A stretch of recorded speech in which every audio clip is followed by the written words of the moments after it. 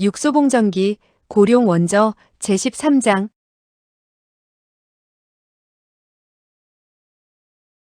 13. 떠도는 소문. 주정은 이미 돌계단의 문을 열어놓았다. 이렇게 열 수 없는 문을 만드는 사람이 있는가 하면 어떤 사람은 능히 그것을 열 수 있는 법을 알고 있는 것이다. 세상의 많은 일들이 바로 이와 같으니 그대가 가령 어떤 칼로도 뚫을 수 없는 방패를 만든다 해도 분명 그 누군가가 그대의 방패를 뚫을 수 있는 칼을 만들어낼 것이다. 이 세상에는 절대적인 일이란 결코 존재하지 않는다. 돌계단 위에 앉아 새장 속의 곽큐를 보고 있자니 육소봉은 갑자기 이 세장이 감옥과 아주 비슷하다는 생각이 들었다. 누구든 죄를 저지르면 반드시 그 대가를 치러야 한다. 육소봉은 한숨을 내쉬었다. 이번 사건이 이렇게 끝날 수 있다면 아주 만족스러울 것이다. 이 사건은 어떤 식으로 끝나게 되려는지. 주인은 나무로 삼각자를 만들어 산 동굴의 크기를 재고 있었고 여주인은 옆에서 그 모습을 지켜보고 있었다. 그녀는 그에게 분명 무언가 기발한 생각이 생겼음을 알았으나 먼저 묻지는 않았다. 그녀는 생각하는 도중에 여자들이 옆에서 시끄럽게 구는 것을 좋아할 남자는 없다는 것을 알고 있었다. 주정이 갑자기 그녀에게 물었다. 그가 가려고 하오? 여주인이 말했다. 네. 당신 그를 전송하지 않을 거요? 당신이 가시면 저도 가지요. 주정이 차갑게 말했다. 그는 내가 가는 걸 전혀 바라지 않는 것처럼 보이더군. 여주인이 말했다. 당신도 가실 생각이 없나요? 주정이 긍정했다. 여주인이 말했다. 그렇지만 만일 당신을 찾을 일이 생겨 그가 언제든지 사람을 보내온다면 당신은 곧 가시겠죠. 주정이 말했다. 내게 만일 그를 찾을 만한 일이 생기면 그 역시 올 겁니다. 여주인이 말했다. 그가 와도 인사를 안 하고 말도 한마디 안 하시면서 오고 안 오는 것과 말하고 안 하고는 다른 문제예요. 여주인이 한숨을 쉬며 말했다. 당신들 같은 친구 사이는 천하에 둘도 없을 거예요. 주정은 손에 들었던 삼각자를 내려놓고 그녀를 응시하며 말했다. 난 이곳에 남기로 이미 작정했어. 알아요. 주정이 말했다. 당신은 이곳에서 잠을 잘 수 있겠소? 여주인이 말했다. 당신이 주무실 수만 있다면 저도 그럴 수 있어요. 주정이 말했다. 만일 당신이 이곳에 남지 않는다 해도 당신을 탓하진 않겠소. 여주인이 눈을 크게 뜨고 말했다. 당신은 절 쫓아내고 그 여우 같은 계집더러 함께 있자고 할 작정인가요? 주정이 웃으며 말했다. 언제부터 당신이 질투를 다 하게 되었지? 지금 이 순간부터요. 지금 이 순간? 방금 그 여우 같은 년이 당신에게 몰래 무슨 얘기를 했나요? 주정이 미소 지으며 말했다. 그건 비밀이라오. 여주인이 다시 눈을 동그랗게 뜨며 물었다. 무슨 비밀이오? 주정이 유유히 말했다. 다음에 말해주겠소. 지금은 가서 그를 전송이나 하시구려. 안 갈래요. 어째서? 여주인이 입술을 꽉 깨물며 말했다. 난 지금부터 당신 옆에서 한시도 떨어지지 않겠어요. 혼자서는 아무데도 가지 않을 거예요. 왜냐하면, 주정이 말했다. 왜냐하면, 여주인이 아름다운 눈에 애정을 가득 담고서 그를 바라보며 부드럽게 말했다. 왜냐하면 이제서야 난 당신이 아주 대단한 남자라는 것을 깨달았기 때문이지요. 전 다른 사람이 당신을 빼앗아가지는 않을까 정말 걱정된다고요. 육소봉은 멀리 그들을 바라보며 말했다. 보아하니 저들의 위기는 이미 지나간 것 같군.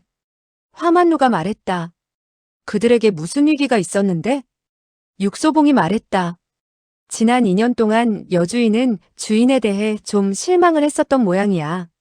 난 항상 그들이 원수지간으로 변할까 걱정이었지. 화만루가 말했다. 여주인은 주인을 너무 게으르다고 느꼈던 게 아닐까? 너무 쓸모가 없다고 말이야. 육소봉이 웃으며 말했다. 그렇지만 지금이라도 남편이 얼마나 대단한 천재인지 충분히 알았으니 다행이지. 화만루가 수긍하며 말했다. 만일 주인이 아니었다면 우리들은 이곳에 갇혀 죽었을지도 모르지. 모든 여인들은 자기의 남편 덕택에 자랑스러움을 느낄 수 있기를 바라는 법이다. 육소봉이 또 탄식하며 말했다. 다른 것은 겁나는 게 없지만 굶어 죽는 건 정말 참기 힘들 것 같네. 그는 새장 안의 곽큐를 바라보았다. 곽큐는 눈을 크게 뜨고 새장 밖의 상관설아를 바라보고 있었다. 설아는 손에 맛있는 음식들을 들고서 곽큐와 소곤대며 무언가 이야기하고 있었는데 무슨 얘기를 하는 건지 알 수가 없었다. 곽큐는 이미 기운이 빠져 얼굴이 붉어지고 목소리도 거칠어져 있었다. 그러다 갑자기 뛰어오르더니 있는 힘껏 새장에 부딪혔다. 당연히 부딪혀봤자 열리지 않았다. 이 새장은 본래 그가 특별히 고안해 만들어 아무도 열 수 없는 것이었다. 설아가 바깥에서 냉정히 그를 바라보다가 가려고 하자 곽큐가 또 그녀를 붙들었다. 두 사람은 또다시 몇 마디 말을 주고받았고 곽큐는 탄식하며 종이 위에 사인을 해 설아의 맛있는 음식과 맞바꾸었다. 그리고는 주저앉아 개걸스럽게 먹어대기 시작했다. 화만루가 갑자기 물었다. 여전히 그 보물들을 어디에 숨겨놓았는지 죽어도 말 안 하려고 하는가? 육소봉이 말했다. 그는 죽음을 겁내지 않아. 화만루가 쓰게 웃으며 말했다. 그는 정말 가난을 죽음보다 더 무서운 것으로 여기는 걸까? 육소봉이 말했다. 글쎄 지금은 그도 아마 가난보다 더 무서운 것을 발견했을 거야.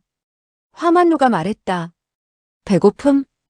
육소봉이 말을 다 끝맺기도 전에 상관설아가 뛰어오더니 눈을 빛내며 말했다. 내가 그 음식들을 그에게 팔았답니다. 내가 얼마에 팔았는지 맞춰보세요. 그들은 짐작할 수 없었다. 설아가 들고 있던 종이를 흔들며 말했다. 5만 양이요, 5만 양. 난 언제든지 그가 직접 써준 이 종이로 그의 금고 속에서 돈을 꺼내갈 수 있답니다. 육소봉이 웃음을 참지 못하고 말했다. 넌 마음이 아주 새까맣구나. 화만루가 웃으며 말했다.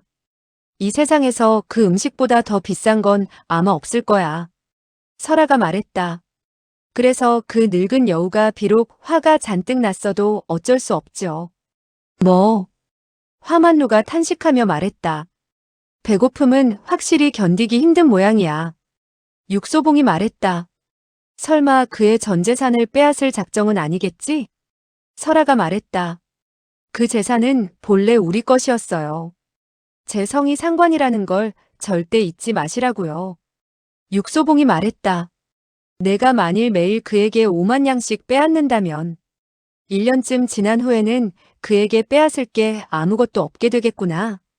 설아가 말했다. 그렇다면 여기서 3년 정도 빼앗아야지. 다 빼앗게 되어도 나와 함께 이곳에 있어줄 사람이 있어요. 육소봉이 말했다. 주인이 정말로 이곳에 남기로 결심했나? 설아가 고개를 끄덕이더니 갑자기 신비한 미소를 띠며 말했다. 그가 여주인한테 말하기를 이곳에 남으려는 이유는 이곳을 이용해서 사람을 놀라게 할 만한 물건들을 만들기 위해서라고 하더군요. 하지만 난 그가 왜 남으려는지 그 본심을 잘 알고 있어요. 육소봉이 말했다. 그게 뭔데? 설아가 눈을 깜빡이며 더더욱 신비스럽게 웃더니 말했다. 그건 비밀이에요. 비밀인데 어떻게 당신한테 얘기할 수 있겠어요? 육소봉은 그녀를 잠시 노려보더니 웃으며 말했다. 내 비밀을 잘은 모르겠다만 난 조금 걱정이 되는구나. 설아가 말했다. 무슨 걱정이요? 육소봉이 말했다. 내가 이 종이를 이용해서 돈을 꺼내갈 때 누군가 다른 사람이 그 종이의 내력을 물으면? 설아가 말했다. 절대로 아무도 물을 리가 없어요. 육소봉이 말했다. 아. 설아가 웃으며 말했다. 그는 본래 비밀스럽고 괴상한 늙은이여서 그의 가장 가까운 부하조차도 그의 행적을 잘 모른다는 사실을 잊지 마세요. 그는 여태껏 이런 방법으로 일을 처리해왔는데요, 뭐. 육소봉이 탄식하며 말했다.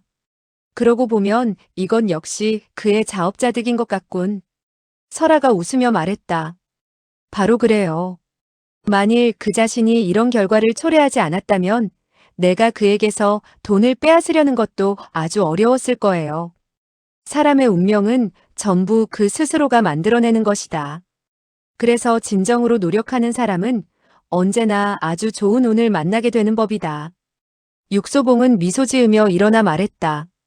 그렇다면 넌 여기서 천천히 재량껏 빼앗아봐라. 날 대신해서 술을 좀 빼앗아서 줄 수 있다면 가장 좋고. 설아가 그를 응시하며 말했다. 당신 벌써 가려고요? 육소봉이 말했다. 내가 만일 이곳에서 사흘만 머무른다면 숨 막혀 죽을 거다. 설아가 말했다. 당신은 그 비밀을 물어보지 않을 건가요? 그래. 설아가 눈동자를 굴리며 웃다가 갑자기 말했다. 사실 당신에게 말해주어도 별 상관은 없어요. 결국 조만간 당신도 알게 될 테니까. 육소봉도 반대하지 않았다. 그가 이곳에 남으려는 이유는 그도 날 사랑하고 나도 그를 사랑하기 때문이에요. 육소봉이 웃었다. 설아가 담담히 말했다. 당신이 믿지 않을 거라고 생각했어요. 하지만 내가 그에게 시집가면 그때는 믿지 않을 수 없을걸요. 육소봉이 참지 못하고 말했다. 내가 그에게 시집간다니, 그럼 여주인은? 설아가 유유히 말했다. 주인이 여주인을 반드시 한 명만 가지라는 법은 없잖아요. 당신은 눈썹을 4개나 가질 수 있는데 어째서 주인은 2명의 부인을 거느릴 수 없다는 건가요?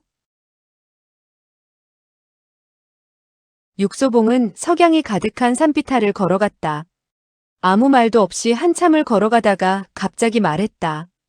그 꼬마 여우가 분명히 또 거짓말을 한 거야. 화만루가 말했다. 아, 육소봉이 말했다. 주인이 미치지도 않았는데 그런 작은 악마를 어린 부인으로 맞을 수 있겠어? 화만루가 말했다. 당연히 그럴 리 없지. 육소봉은 다시 입을 다물고 걸어가다가 갑자기 말했다. 하지만 주인이 바보라면 언제든지 미친 짓을 할 수도 있겠지. 화만루가 말했다. 어린 부인은 항상 꼬마 여우와 비슷하지. 육소봉이 말했다. 그러니 자네가 빨리 되돌아가 그 바보에게 절대로 그런 바보 같은 짓을 저지르지 말라고 권하는 게 좋겠어. 왜 자네가 가지 않고? 내가 그와 얘기하지 않는다는 것을 자네도 알잖나. 만일 이번 일이 없었다면 주인은 우리들을 미쳤다고 생각했을 거야. 우연히 한 번쯤 미친 짓을 하는 건 괜찮아. 화만루가 탄식하며 말했다. 보아하니 누구든 자네와 친구가 되는 사람은 조만간 자네한테 미치는 병에 전염되게 되는가 보이. 그러면서도 그는 되돌아갔다. 그는 돌아가지 않을 방법이 없었다. 육소봉은 멍청이처럼 길가에 앉아 기다리고 있었는데 다행히 이 산길은 아주 외져서 산나무를 캐는 늙은 노파 외에는 아무도 지나가지 않았다. 얼마 기다리지 않아서 화만루가 돌아왔다. 어떻게 되었나? 화만루가 얼굴을 굳힌 채 말했다. 자네는 미친놈일세. 나도 그렇고. 그럼 원래 그런 일은 없었단 말인가? 그들에게는 확실히 뭔가 비밀이 있어. 주인이 글쎄 설아를 양녀로 삼아버렸지 뭔가.